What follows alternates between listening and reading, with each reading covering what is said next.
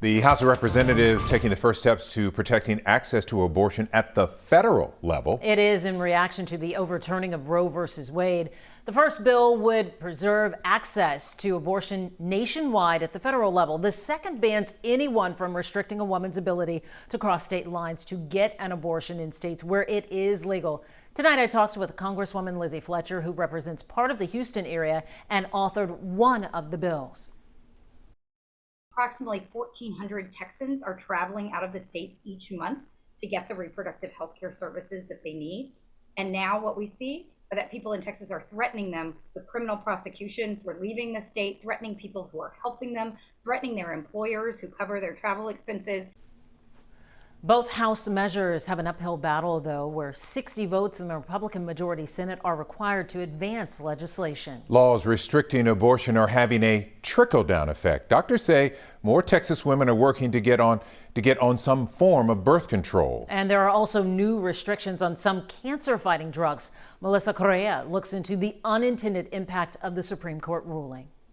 A doctor for decades, John Thoppel is trained to handle emergencies. But in the 3 weeks since the Supreme Court reversed a woman's right to an abortion, had multiple people this week. I had a lady directly tell me, older, a little bit higher risk of complications. But she said, I don't know if I'm comfortable getting pregnant in the state. We might move to have a baby.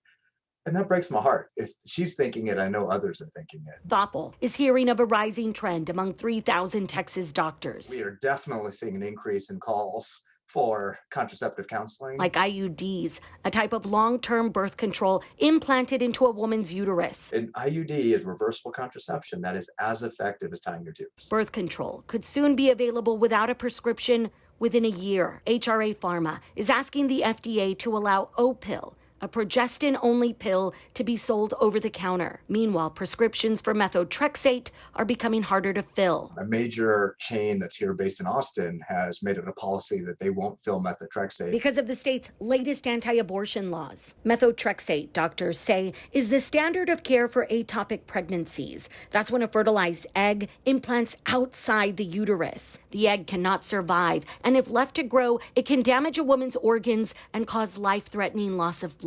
By not providing methotrexate, we really could be killing people. The medication is not used for elective abortions, but is used to help autoimmune patients like those battling cancer. It makes no sense. Thankfully, other larger chains have filled it without issues. But I think these are sort of the unintentional consequences of what we're dealing with. On its website, the Texas Association of OBGYNs shares its concerns about state laws interfering in the exam room. Doctors are calling on politicians to work with the organization, which advocates for women's health. Just know that your doctors are fighting on your behalf. Melissa Correa, KHOU 11 News.